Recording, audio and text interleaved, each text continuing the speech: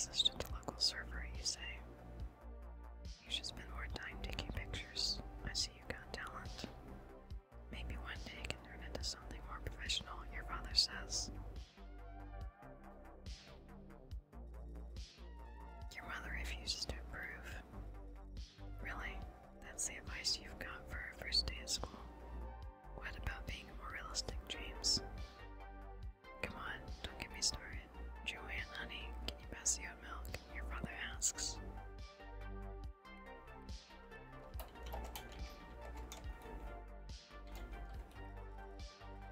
You grab the oat milk bottle, but it's empty. Your father surprisingly reacts to it. Oh, there's no more left already. Can you go to the grocery store before you go to school? You have the shopping list right there. She's still eating, your mother says uneasily. You look annoyed by your parents' relationship.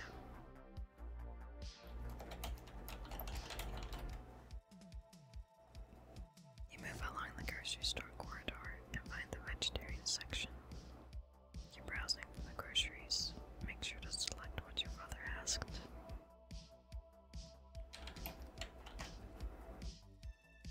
You grab the lettuce and put it inside your shopping cart. Being in a place like this gets you really nervous. There are only a few people inside. Or for you, it feels like the store is really crowded. Suddenly, you notice more people getting in the store. You start to look down, distressed, trying to ignore everyone. You walk across the aisle, trying to find the rest of the groceries. And notice there are a few people there, so you go to the opposite way. You clumsily crash your shopping cart against a shelf. Some products fall down. You look around, too self-consciously while picking up the products. You put everything back in place. Your hands are shaking. You're having an anxiety attack. You calm yourself down as you rush toward the cashier. You notice there's one person in front of you, a man in his early 30s. The man turns to you. You want to go ahead? The man asks. You're shaken with fear, can barely think, and start mumbling words.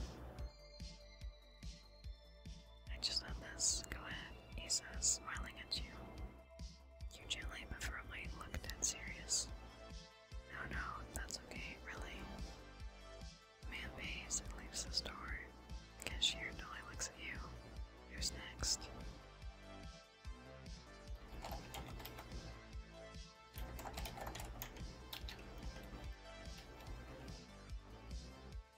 You go ahead and put the products on the conveyor belt. A few people start coming behind you. You put the groceries on 2 bags in a rush. The cashier stands with a different look. That'll be $24.52. You pay and exit with the bags in a rush. The cashier tries to tell you something loudly. Hey girl, you forgot the change.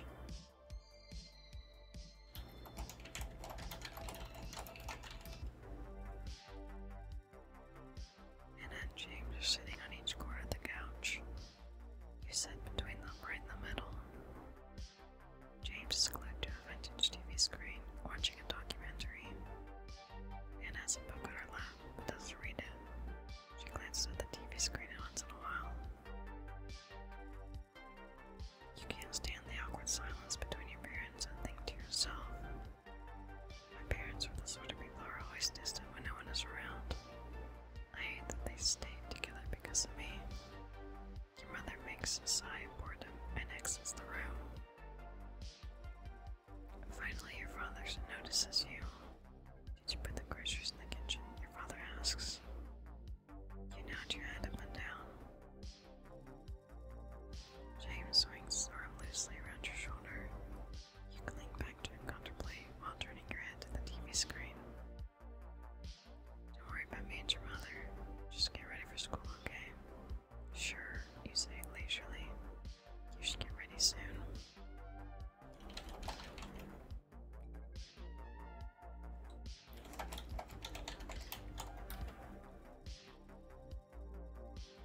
You stand in front of the mirror, scrutinizing yourself in your most recent outfit. It's a casual orange top that makes you look super fresh. The mirror shows a confident new you, whispering quietly to yourself. Today will be different. I will no longer be the same girl who's always afraid of everything. I'm not gonna be the one everyone always messes with. Anna pops herself in the door, and you uneasily notice it. You're going to be late for school, your mother says.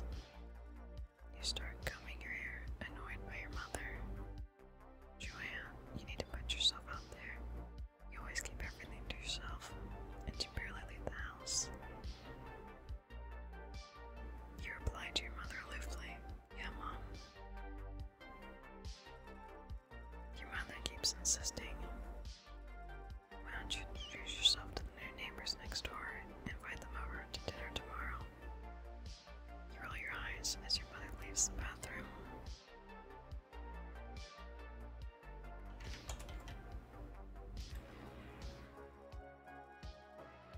You sit alone on the school steps as students pass by you.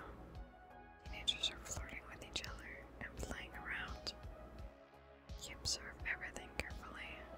The ambiance is too overwhelming for you.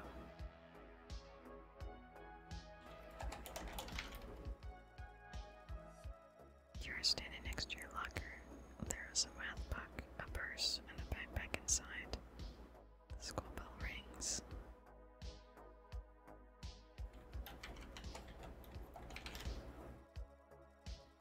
You grab your backpack for the class. On the other side of the hallway, there are two students talking to each other, Michael and Victor. "Hey, you know who's that girl?" Michael asks, pointing toward you. "I don't think you'd want to approach her," Victor says. "Why is that?" Michael asks. "She's a weirdo. You might get bitten," Victor says and starts laughing. "I'm serious. How do you know her?" Michael asks. "She used to attend St. Peterson School." You pretend you're not listening and rushly go to class. You're finally in the class, sitting quiet at the back of the room.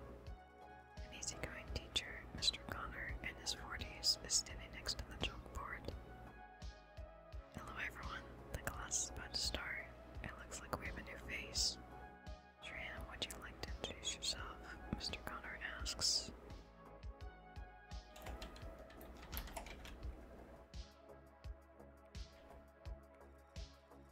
"I'm Joanne." "Yes, we know that already. What else can you tell us about yourself?" Mr. Connor asks. "All eyes are on you." You start to tremble and stutter as you speak. "I am from. As you struggle to finish your sentence, a random student interrupts you. "Just tell us why you left St. Peterson School." The class starts laughing. "Alright, that's enough," Mr. Connor says. "Let's get started. As you guys already know, we're going to study Hamlet during the next few months. So, is anyone here who can tell me who wrote the play?" Mr. Connor asks. A student named Jessica tries to guess the answer. "Hello. Good try, Jessica, but that is wrong," Mr. Connor says.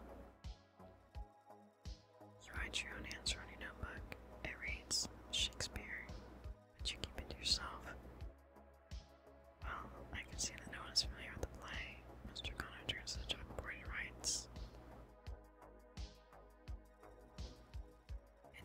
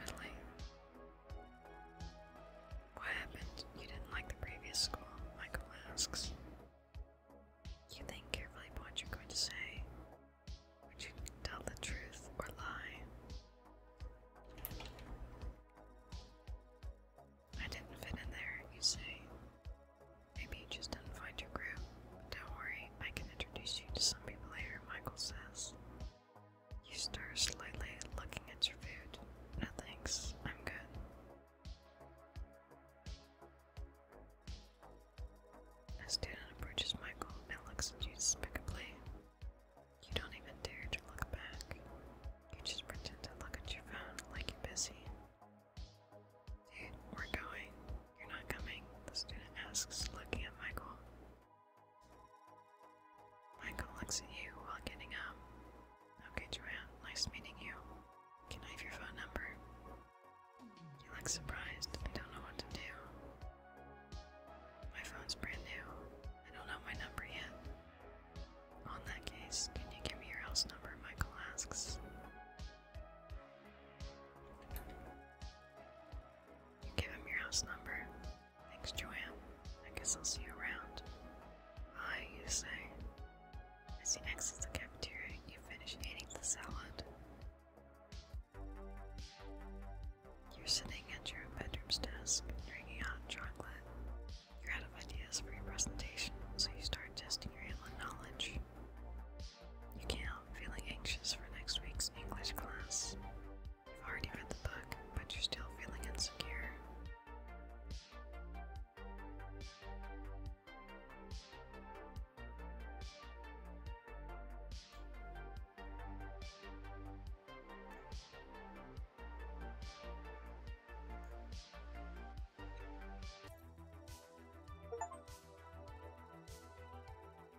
There's a moving truck outside that gets your attention.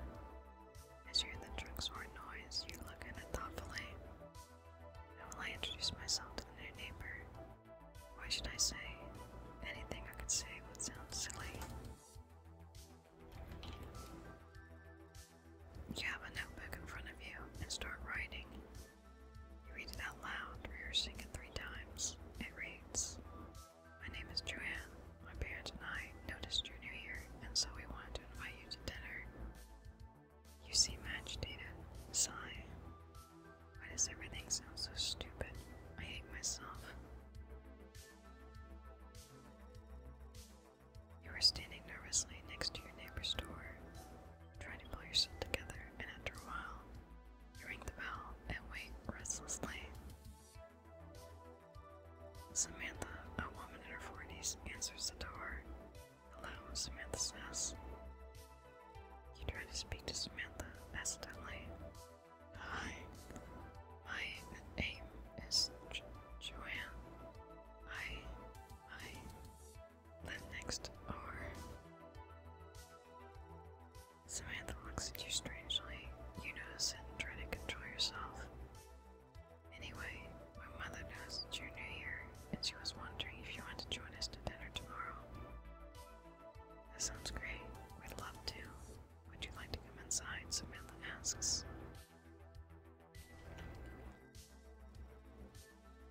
Samantha drinks a cup of tea while sitting with you on the couch. The room is pretty much empty, with some moving boxes on the floor. "Are you sure you don't want anything?" Samantha asks. "Yeah," you say. "I'm sorry about the mess. We're still moving things in." "So, where do you study?" Samantha asks. "At Brockness School. It's just across the street." "Oh, I know. My daughter used to study there." "Wait a second," Samantha says. You get a little tight. Samantha calls her daughter. "Rachel. Rachel, are you busy? There's someone here," Samantha says while looking at the door. You try to avoid more social interaction with some trepidation. "I actually need to do homework." Rachel bumps up at the door. Your heart suddenly leaps as you gaze at her. You look flushed and get butterflies in your stomach. "So that's Rachel, my daughter." "Rachel, this is..." "I'm sorry, what's your name again?" Samantha asks. You blush and say your name while stammering.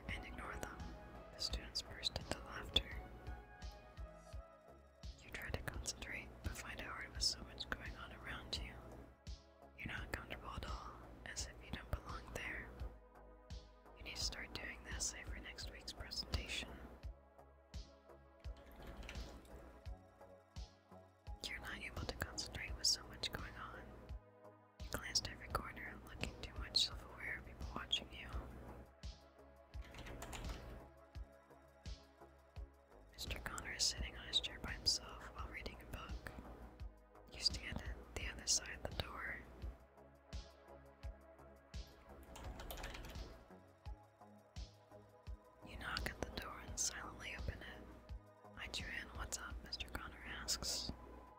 You softly speak with a low register.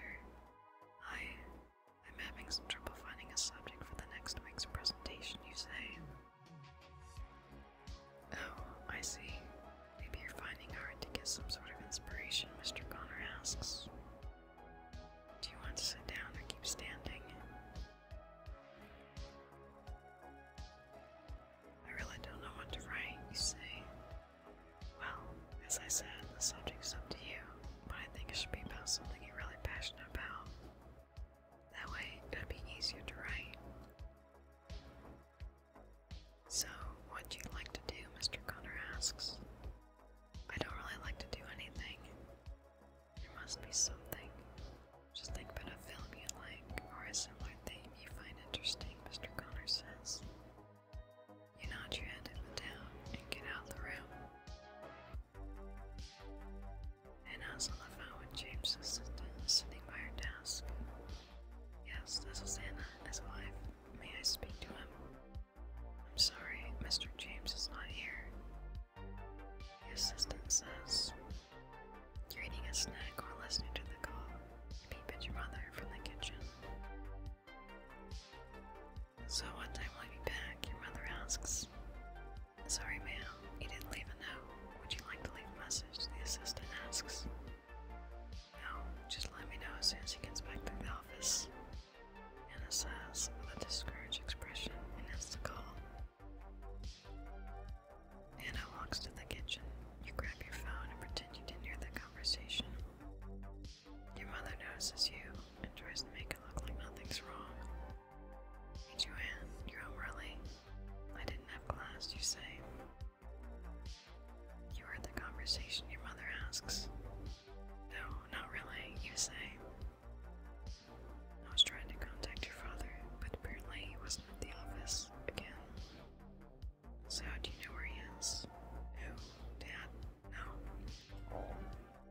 Okay. Listen, Joanne. Tomorrow morning, me and your father go into LA to meet some friend. You interrupt her right before she finishes the sentence. Well, I can't go. I have class, you say. I know. You didn't let me finish. Look, if you need anything, here's some money, your mother says. You look at the envelope on the desk with money inside, but only spend it in case of emergency, your mother says. As she turns to exit the kitchen, she hesitates. Oh, right, Joanne, one more thing. A boy called. You look very surprised. What? I don't remember his name. He said he was from your school and asked you to call him back. What's his number, you ask? I wrote it right there on the wall, your mother says. Okay. I'm really happy that you're finally making friends. You look at Michael's number, but notice your mother's still here. You should wait until she leaves. You're not comfortable calling in front of other people.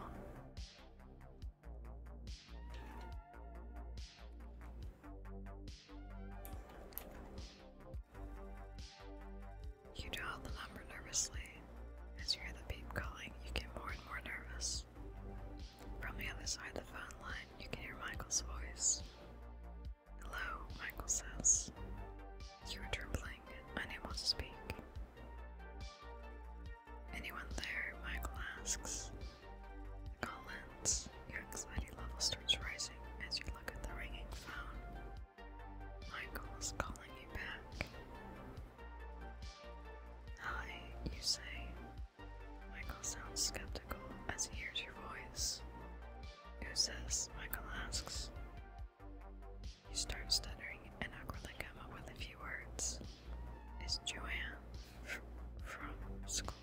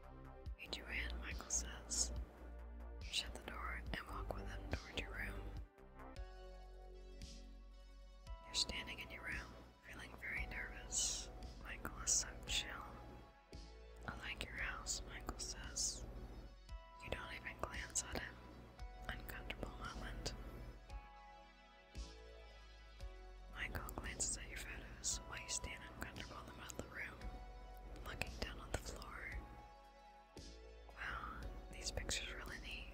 You took all of them, Michael asks. Yeah, you say.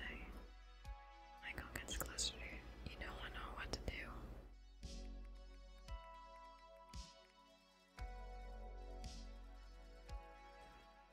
You move immediately away from Michael to the bed. So, do you want to show me what you're working on? Michael asks. Shyly smiling at him. I prefer not showing to anyone. What's the big mystery? Michael asks. Michael slowly leans his body toward you and tries to kiss your lips. You awkwardly slide your face away from him. You're too nervous and not attracted to him. Is something wrong?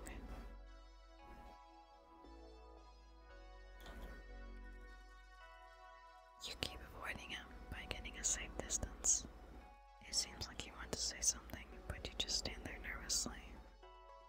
You try to slide your head back towards his face to make eye contact, but you change your mind at the end. You let him kiss your neck, but when he tries to kiss your lips, you move your face again. Alright, maybe I should go, Michael says. You avoid to look at him as he exits your room. You're thinking about going for a jog to calm yourself down. You wish to go now.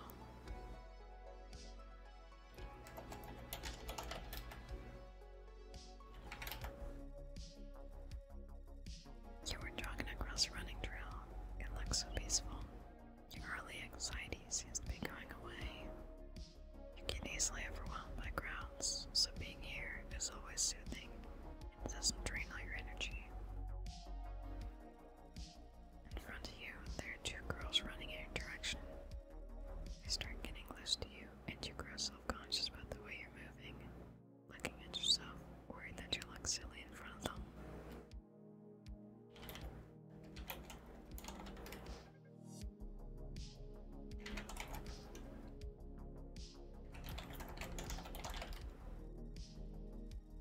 You stop jogging and start walking. You get less anxious as they run past you. You look back to check there's no one around. You feel exhausted. You just took a bath. Now you're feeling much better. You're getting ready, stand next to the mirror while putting on makeup. You want to look good in front of Rachel. You speak to yourself. It's already 8 p.m. Samantha, Rachel, almost here. Come on, Joanne. Don't be that girl that's always avoiding everything. You're beautiful. You can do this. Are you ready to receive your neighbors? You are sitting at the table with Anna, James, Samantha, and Rachel. You're finishing eating dinner. So, how long are you two together? Samantha asks. 12 years, James says. Anna interrupts him. 14 years. You always get it wrong. Anyway, we met at college. One day she asked me if she could get my phone number to study. Isn't that right, Anna? Your father asks. No, it was just an excuse to talk to you, Anna says. They all laugh, but you stay aloofly distant. Anna clumsily holds James' hand, showing possessiveness. Well, thank you for the dinner. Our house is still a mess. Maybe one day we can also invite you all when we finish unpacking, Samantha says. We'd love to, James says. Anna can hide her insecurity and looks unfriendly. James lights up a cigarette as your mother looks at you. Say something, Joanne. You're too quiet, your mother says. You feel like everything's wrong with you and think to yourself, my mother always likes to embarrass me in front of everyone and keeps reminding me how uninteresting I am. I couldn't feel any worse than this.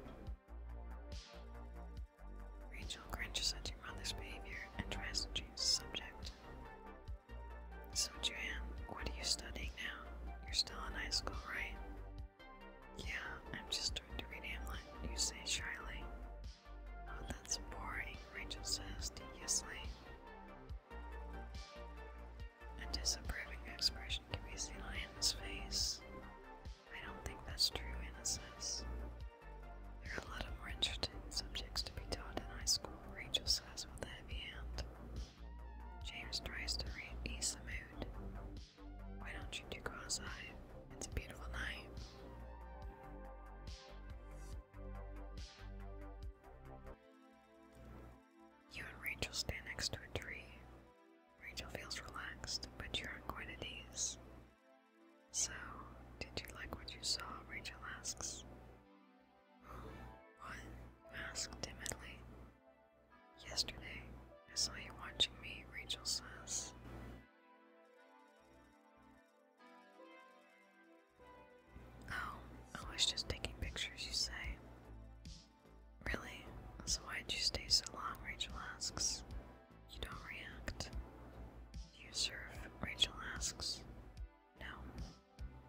should surf together one day, Rachel says. I don't know. I'm a little afraid of the water, you say. No worries. Tomorrow the conditions are going to be easy to learn. I don't even have a board, you say. I can lend you my father's, Rachel says. Really? Where is he, you ask? He died, Rachel says. Oh, I'm sorry. He was a jerk. I couldn't stand him. He was always away anyway, Rachel says. I wish my mother was also away. She's always getting on my nerves, you say. I didn't feel like your mother liked me, Rachel says. Don't worry, she doesn't like anybody, you say. Your parents seem to get along, though, Rachel says. Not really. They're always fighting, you say. Oh, really? Rachel asks. Yeah, I don't really know why they're still together. I don't understand why people want to get married anyway. I mean, they get divorced right away, or if they don't, they're fighting all the time, Rachel says. You start looking at the sky with different eyes. It even changes color. Love in the air. Rachel looks at you romantically. Why don't you look at me, Rachel asks. She touches your hand gently. You shyly look down. It's evident you're into Rachel. You look at each other. Rachel kisses you. Your heartbeat is racing. You're blushing so hard.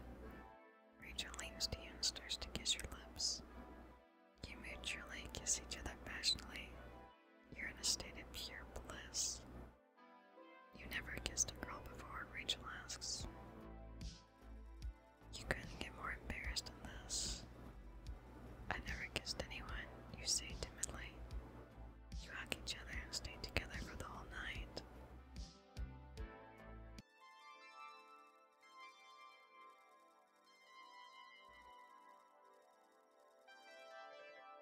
Everything is dark. Your parents are sleeping.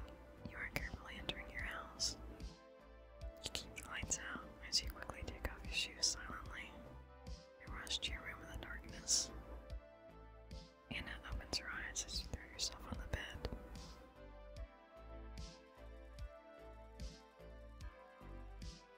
Your mother beeps at your room. You're laying with your eyes closed on your pajamas, halfway covered with a blanket. Your mother gets close to you and slides your blanket all the way up to your neck and exits the room. You open your eyes as soon as she's gone. Your face shows an innocent look, and you cover your face with a pillow. You look at the ceiling, smiling. The look of love is obvious. You can't stop thinking about Rachel.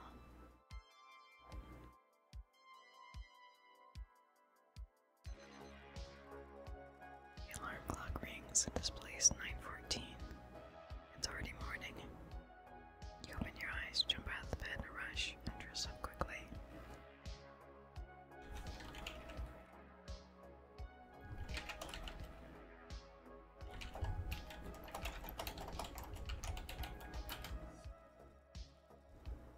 You move softly down the empty hallway. When you're reaching the classroom, you start to slow down. You approach the classroom door and try to calm yourself down while plucking up your courage.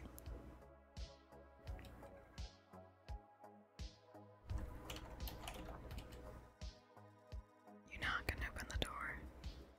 The whole class stares at you. You feel so tight. I'm sorry for being late, you say, stuttering. The teacher, Mr. Jordan, stands fiercely at you. Apologies won't get you good grades, Mr. Jordan says coldly. Bell suddenly rings. You don't even have time to sit down on your chair. You observe the whole class exiting the classroom. Everyone is sitting at the cafeteria, having lunch together in a social and comfortable manner, except for you. You're sitting by yourself while scanning everything around you. You start thinking about your presentation. It looks like some ideas start to rise, finally. You write something on your notebook, hunched over it. Then you look at the hallway door like you're expecting someone to come in any moment. A student approaches you as you keep writing.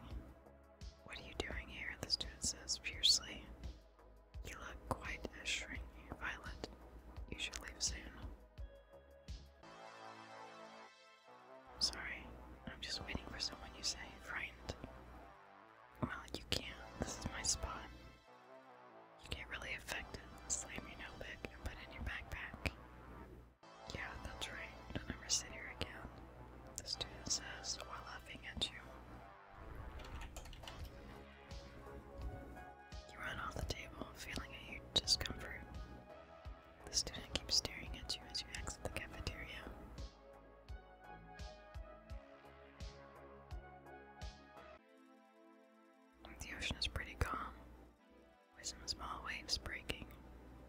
You and Rachel are entering the water. Are you ready? Rachel asks in an excited manner. You shyly look at Rachel. Oh God, I can't. What if people laugh? I'll punch them, Rachel says. You both laugh. Your hair is different. I like it, Rachel says. Oh yeah, it must be the water. Rachel laughs. So, how's school and everything? It's okay, I guess. I don't really like being there, you say. Who does? When I was in high school, I'd get bored all the time. But don't worry, it's just a temporary. Well, I mean the class is okay, but they all think I'm a freak, you say. People in high school are just stupid, Rachel says. Yeah, I know. I just feel out of place or something. I just keep getting bullied and I don't know why. You have to stand up for yourself, Rachel says. I can't. They have. Rachel stops you before you finish your sentence. Joanne, look at me. You look at each other intensely, but admiring. You matter more than you think, Rachel says. Rachel starts playing footsie with your leg. You shyly smile. If you speak from the heart, they will start to listen. Next time they bother you, you will attack back, Rachel says. I can't, you say. Just say, get off my back, Rachel says loudly.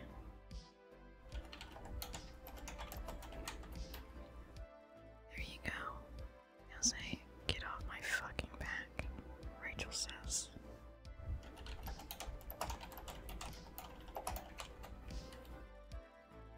Get off my fucking back, you say firmly and loudly. Yeah, Rachel says. You are so excited, somehow more encouraged. You raise your hands and do a high five gesture. You and Rachel start paddling out to the ocean. You have some difficulty at first. You don't have the proper balance, so you swing across the board unsteadily while paddling toward Rachel.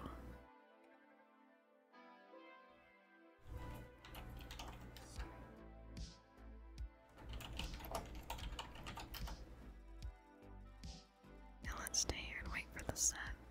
Just send them out the board, Rachel says. You both look at the horizon as the waves start to approach you. Alright, the set is coming. Let's go, Rachel says. Rachel gets into prone position and starts paddling. You smile as you see Rachel duck diving under a breaking wave. You start paddling behind her.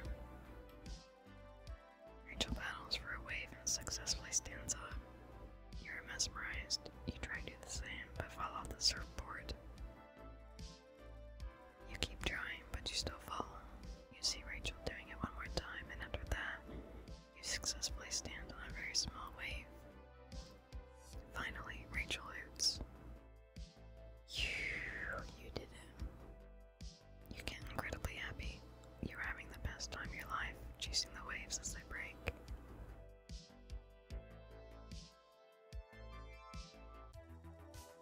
You are walking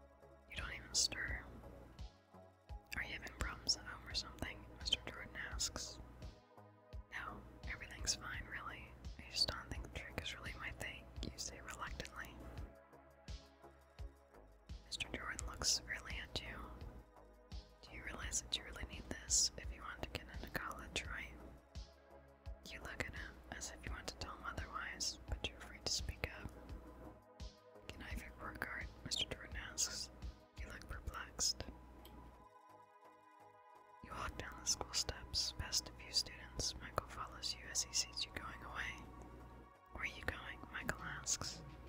Oh. Michael checks his clock. It's still 11:30. Are you skipping class? The teacher's not showing up, you say. Michael looks at you, but you don't make eye contact. Oh, I see. Yesterday I looked for you everywhere. Where were you? Michael asks. At the cafeteria waiting for you, but you didn't show up, so I left, you say. You don't have to lie. Look, I saw you with Rachel at the beach. You could have told me, that's all, Michael says. Wait, what? Were you following me? You ask. Of course not. I was just passing through the beach and saw you. You start feeling a constant state of worry. How do you know her? You ask. She used to study here. If you ask anyone, everybody knows her. She was known for flirting with every guy. Are you sure? You ask. Yeah. Rachel Hussey was her nickname, Michael says. Your eyes look wrenched. I have to go, you say without blinking and with your gloomy look. Michael looks perplexed as you walk away hurriedly.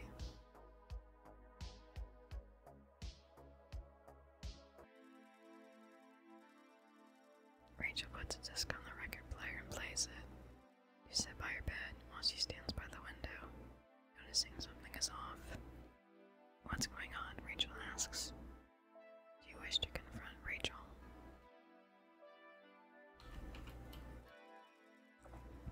The guy at school was talking about you, you say sadly.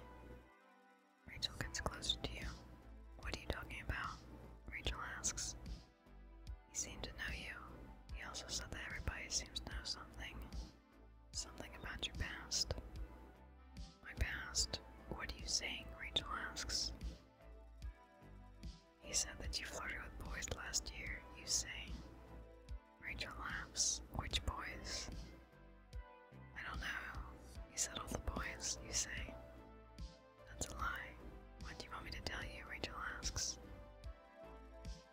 I just want you to tell me the truth, you say. They're clearly messing with your head. Remember what you told me, that they're always picking on you. So, you don't like boys, you ask. Of course not. I would never lie to you. I love you, Rachel says. You gaze at her with astonishment. You just said that you loved me, you say, slightly stuttering. You're emotionally driven. There's romantic silence in the air. You hold each other closely and squeeze. Rachel starts dancing along the dead space of her new room. You are shyly standing there, without moving a muscle, looking at her dancing moves.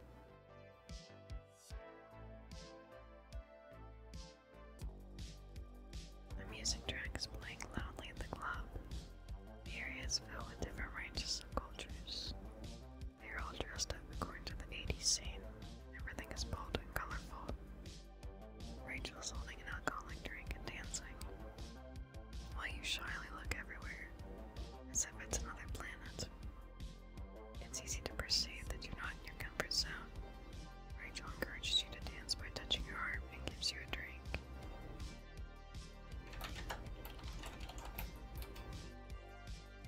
You look at him, skeptical at first, but then you drink it. Rachel pulls you onto the dance floor. You dance together and subtly kiss. Raoul, the student from class, stands next to you, watching everything. You smile at each other, not aware of your surroundings. You can only see Rachel. You start losing your shyness and start dancing like a little kid. The club lights glow in your stoned faces while the music flows through you.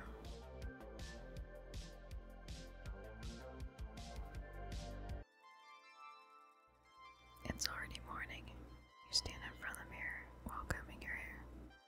Your heart is pounding. Your smitten face and flushed cheek don't lie. You're in love. You smile bashfully at the mirror. You hear the sound of someone walking toward you. It looks like your parents are finally back.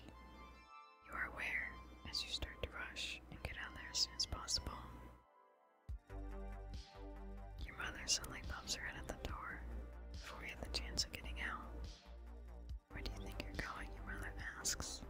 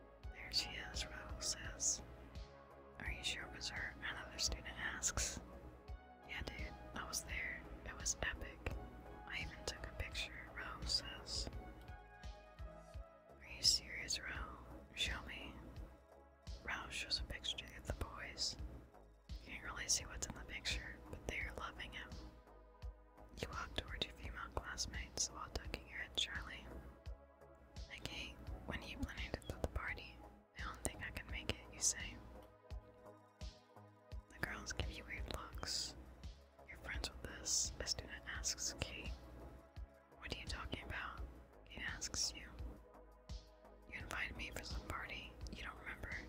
The girls start laughing at you. Well, I can't go anyway because I'm alone. Another girl stops you just before you can make sense. Stop mumbling. Nobody can understand what you're saying. People laugh as you awkwardly make your way to the lockers. You're heading to your locker. As you get closer to it, you notice a note glued right in front of you. It reads, "My name is Joanne, and I love to kiss girls."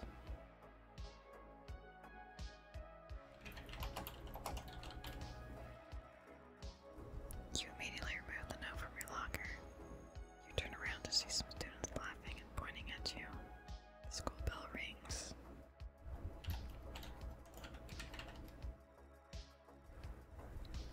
Mr. Connor stands at the chalkboard, facing the students. They are all listening to the teacher. You sit with Kate. "I know I'm really pretty, but I hope you don't kiss me. I mean, I'm 100% straight," Kate says. You look desperately at the clock. You can't wait for the class to be finished.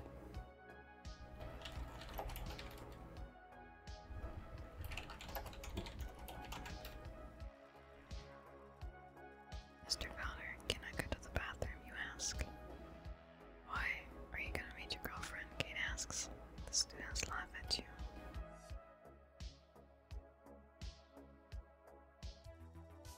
You walk into Smith's house. You're too anxious to be at school.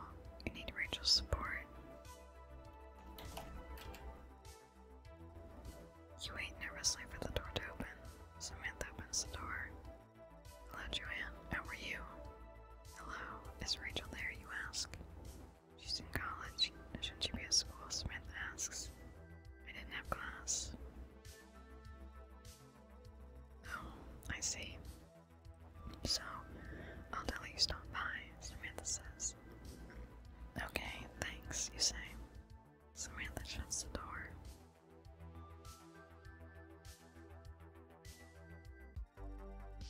Your mother and you sit on the couch. Your mother watches TV while you eat something. "So, how was school?" your mother asks. "Fine." "Something happened?" your mother asks. "No," you say. "Have you noticed something wrong with your father?" "What do you mean?" you ask. "If you saw your father with someone else, you would tell me, right?" your mother asks. "Stop being so melodramatic. I'm sure he's working." You get up and huff. You are texting Rachel in your room. "Hey, what are you doing?" you ask. "Nothing much." "Where are you?" you ask. "Oh," Rachel says. "Weren't you at college?" you ask. "No, who told you that?" Rachel asks. Do you wish to confront her?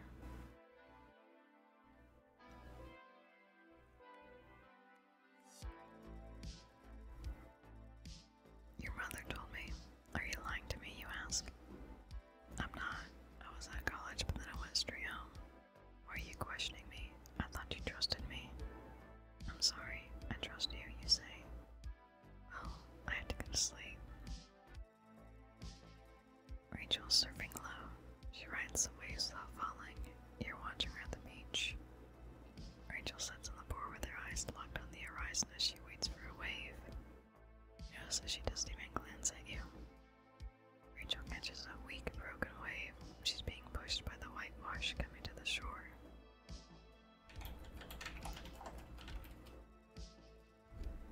You walk closer to Rachel. Now she sees you. You kiss each other and sit together. So, do you want to surf? Rachel asks. I'm not in the mood. What happened? My mom. She found out I missed a class, you say. Don't worry. You'll be okay. Sometimes I wish I could just disappear and go somewhere else, you say. Where'd you go? Things will be better after high school. Trust me, Rachel says. I guess I think my mother's trying to make me lose my mind.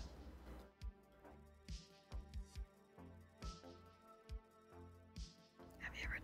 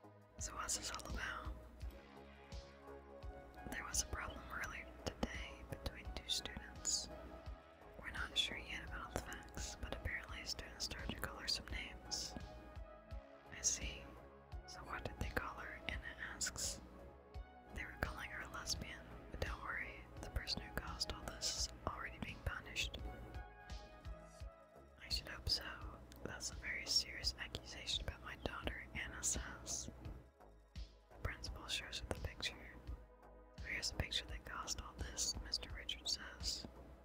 Who took that picture? Your mother asks. Well, right now, we're just worried about Joanne because she skipped a lot of classes today, and we would like to talk to her. Do you know where she is? Anne has no reaction and looks shocked at the school principal. The trees sway in the wind. You and Rachel walk together along the park. They know everything you say. What do you mean? Rachel asks. Everybody at school saw us kissing together. Are you serious? How come? Rachel asks. Someone from my class took a picture while we were at the club. I need to get out of here now. And go where? Rachel asks. I don't know. Will you come with me? You desperately ask. I don't want to leave, Rachel says. Why not? You don't love me, you ask. Of course I do, but I can't go. I mean, you're not being rational about this. Where would you even go? Just far away from here. I can't stand this anymore, you say. Well, I can't just leave. I mean, I have responsibilities. I have college, Rachel says. You don't understand my pain. No one does, you say. You just need to calm yourself down. Let's go surfing or something, and all this will go away. What is going on with you? You don't seem to be the same person anymore, you say. I'm just being realistic. Leaving everything behind and go your own way is crazy. You storm off. Rachel sadly looks at you leaving.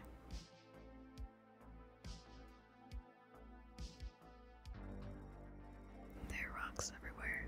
You are surfing right in the middle of a dangerous reef break. As a wave is closing out, you get launched into the air. Board flies just above you. You wipe out, then you come onto the surface out of breath. Your hand is bleeding, but you don't feel anything. The adrenaline's pumping through your veins. You fail to get past the incoming waves. You ditch the surfboard and you dive underwater over and over again. When you ascend to the surface, you get slammed by a big wave. It throws you underwater like you're a piece of laundry in a washing machine. You hit a reef beneath, which makes you bleed even more. Do you want to keep surfing? You get panic-stricken. You're now caught in the impact zone. You try to paddle hard toward the shore, but the rip current pulls you away. You begin hyperventilating. A huge wave breaks a few feet away from you. You take advantage of the foamy white water coming in, but it's so strong that it throws you underwater again. But luckily, it pushes you a little closer to shore. You are now waist deep, holding the board with only one hand. You get back on the board on broom position. The wave pushes you completely toward the beach, finally.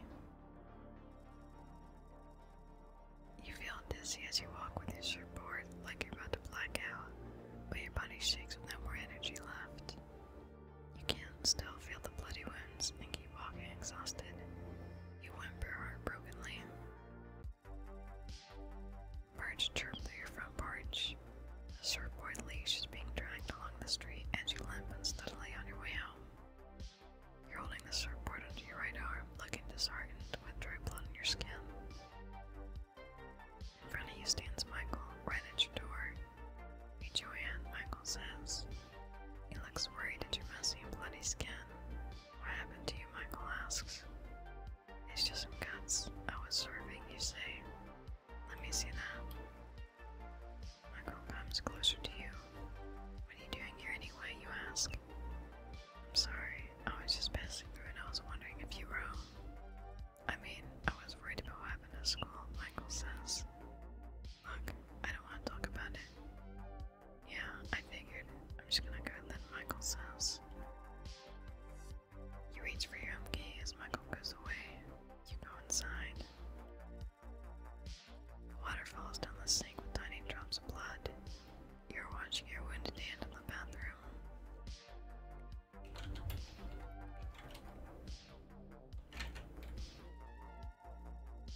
You grab an antiseptic lotion and apply a small amount right on the wounded part. Then you open up a drawer to get a band-aid. You hear a conversation coming from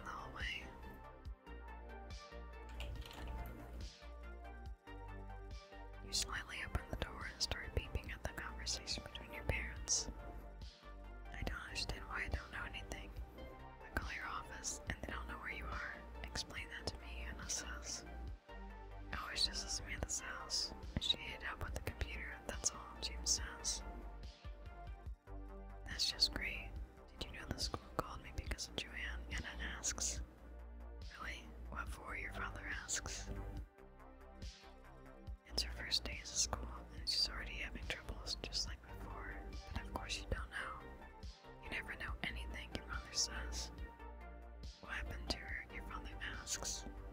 She kissed a girl. You look worried as you hear their conversation, but careful to remain unseen. They called you for that reason, your father asks. This is disgusting.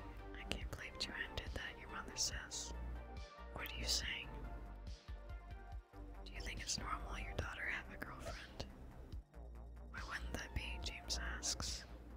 Don't you understand how hard this is? All people say when we show up at the grocery store, Anna asks. James is shocked looking at her. You're the one who's disgusting, James says. James exits the room while you finish putting the band-aid.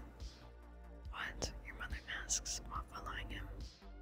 James, come back here. Where are you going? James slams the door. Anna starts crying. You start chasing your father. You head toward the Gordon's front porch. You notice the door is halfway opened as you knock. You push the door open. You walk silently through the living room. Everything looks fully furnished, finally. You look to every corner, every room, then you hear someone kissing, coming from the other side of Samantha's room. The door is closed. What do you want to do?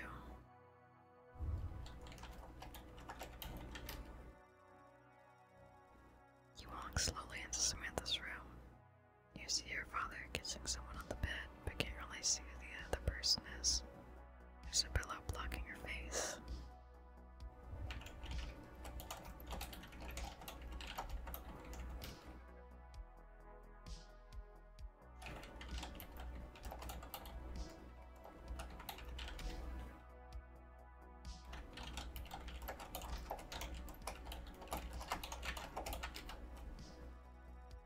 Now you walk further, sliding a little bit to the side without being seen. James and Rachel make out passionately on Samantha's bed. It's very clear your father's kissing now. You can't believe your eyes. You're in shock. You stand frozen in the middle of the room. You still don't want to get seen, so you slowly walk backwards, horrified. You dash, flooded with emotion, down the street while shaking your head like you're in denial. Your heartbeat is racing. You're utterly raged. You can't breathe properly. You look at the sky as you fall to your knees, facing the full moon as you whimper in pain. You sit with your mother without talking. You don't touch your food.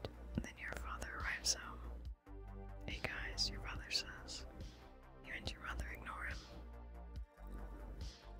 James sits on the table. You glance at him, marked brokenly with a sharp down.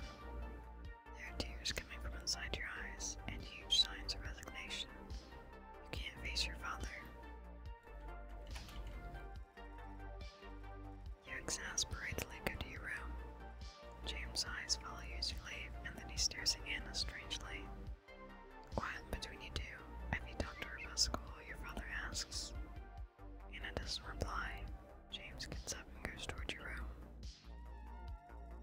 You sit on the floor, shivering and leaning against your bed in the dark while sobbing. James knocks at the door. Joanne, can I come in? Your father asks. You ignore your father and don't say any word. He opens the door and stands there right by the door. What's wrong? Your father asks. He approaches you and sits alongside of you. I know what happened with this girl you kissed, and it's okay. Now listen to your mother. James tries to touch your shoulder. Don't touch me, you say aggressively. You move further away from your father. Okay, just tell me what's going on. You can trust me. You glance at him upsetly. Whatever happened to you in school, you can talk to me, James says.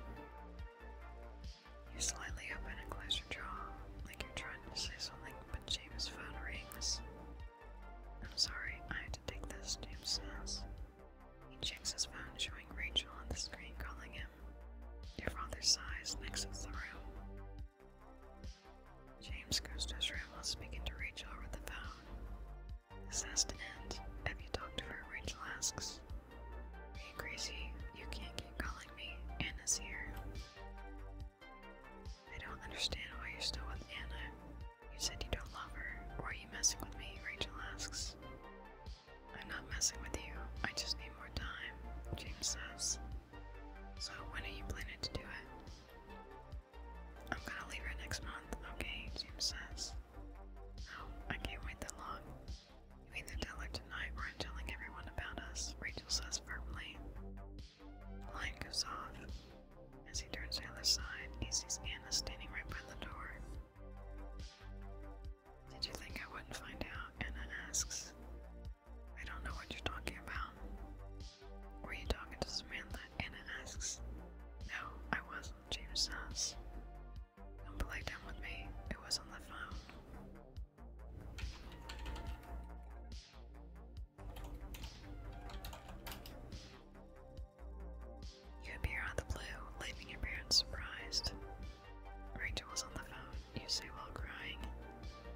both stare at each other, aware of the strangeness of what's happening.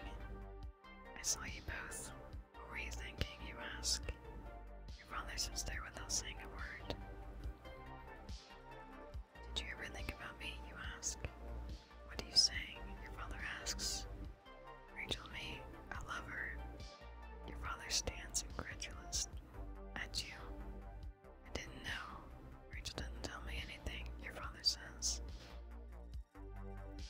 Everybody knows. I hate you, you say. Joanne, I'm sorry. You're sorry. There's no excuse for what you did, you say. Joanne, listen to me, your father says. I don't want to live here anymore. My life is over. Don't you understand? Rachel was all I had left. What's going on here? Your mother asks. You aggressively storm out.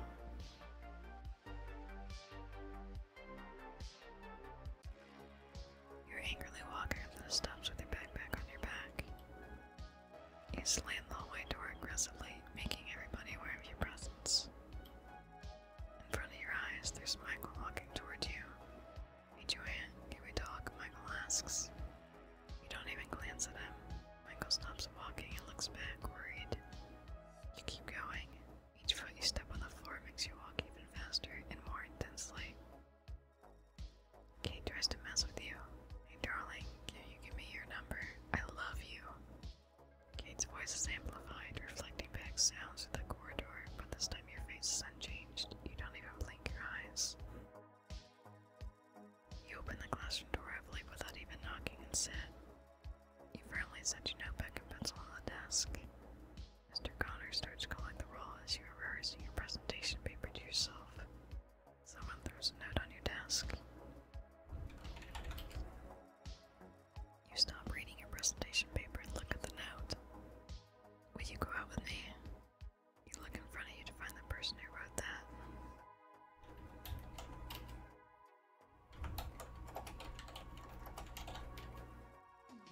Right behind you, there's Kate sitting by her desk, winking at you. You clearly notice she's messing with you. This time you don't look affected. You look like an emotionless robot. Okay guys, now that everyone's here, let's get started with the oral presentation. Who'd like to start? Mr. Connor asks. Nobody raises their hands. Your eyes don't move. You're concentrated looking at the board. What about you, Joanne? Mr. Connor asks. You stand frozen, without reaction. Joanne, it's your turn, Mr. Connor says. You pull out a sheet of paper and go toward the chalkboard. All eyes are on you. You start reading from the paper, and audibly, the students laugh. The thing that strikes me is, you say, as you stutter, the students start criticizing near you. Guys, we need silence, Mr. Connor says. Now everyone is always so, you say nervously. You're getting real, but some students laugh even harder. What is she mumbling about? Kate asks. You look briefly at them disgracefully, while shaken in fear.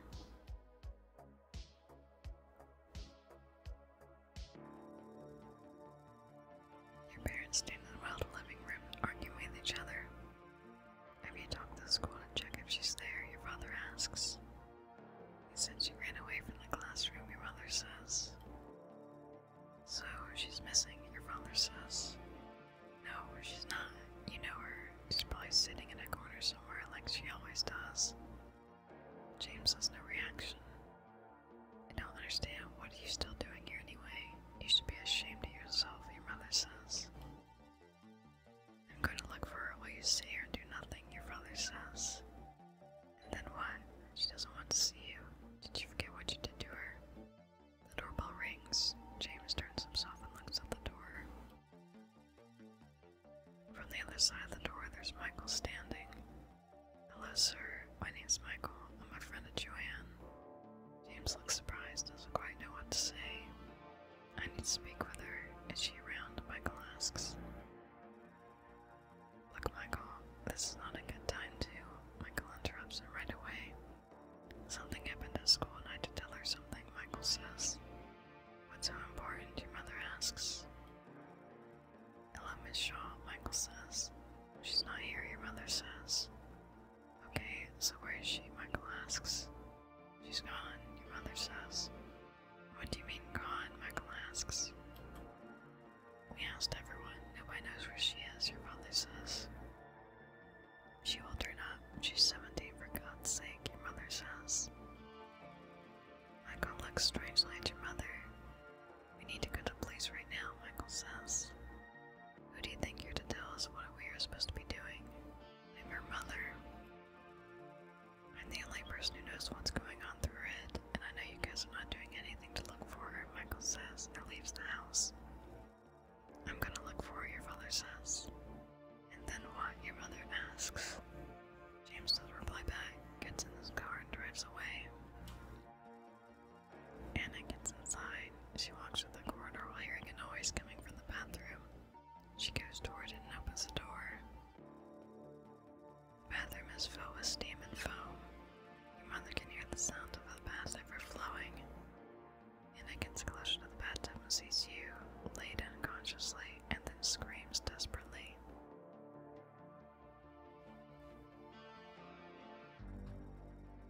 You're laying on the hospital bed. You're pale and in a state of unconsciousness. Anna sits on a chair while James approaches your bed, looking down at you with guilt. What did they say? James asks. They don't know anything yet, Anna says. James gets unsettled. How long has this been going on? Anna asks. What? You and Rachel, Anna says. James looks at her in an intense way. Are you kidding me? James asks. He can't believe his eyes. I can't believe you're saying that. You're sick. Our daughter's right there and you're worried about. Your mother interrupts him. I knew something was wrong. How could you do that to me? With a teenager, your mother asks. You're always worried about what I did. You should be here for Joanne, your father says. What are you talking about? Who's been taking care of her? She needed a father who could be there for her. You were never home, your mother says. You need help, Anna. You don't care about anyone else but yourself. Why didn't you leave me if you hate me so much? Anna asks. We're only together because of Joanne. I stayed because of her, James says. Nobody at school knows you exist. Where were you when she needed you most? Anna asks. James doesn't reply and turns back to you. Anna stands up while turning the other way. She sees Rachel outside by the door. What is she doing here? Anna asks angrily. James turns his head to Rachel, surprised. James and Rachel walk side by side across the empty hospital corridor. What are you doing here? I told you not to come, your father says. I need to see her. Don't you see? You're just making it harder. Do you even care about her? Of course I do, Rachel says. James stops walking and leans against the wall in pain.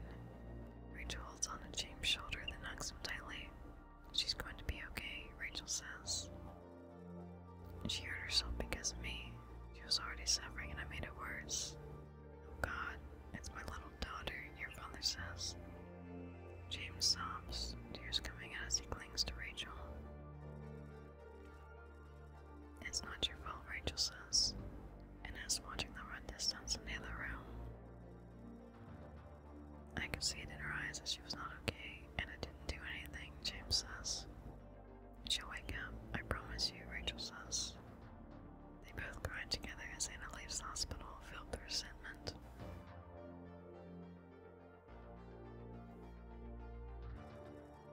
Someone gets inside your room. It's Michael. He walks slowly and sits down close to you. Michael speaks to himself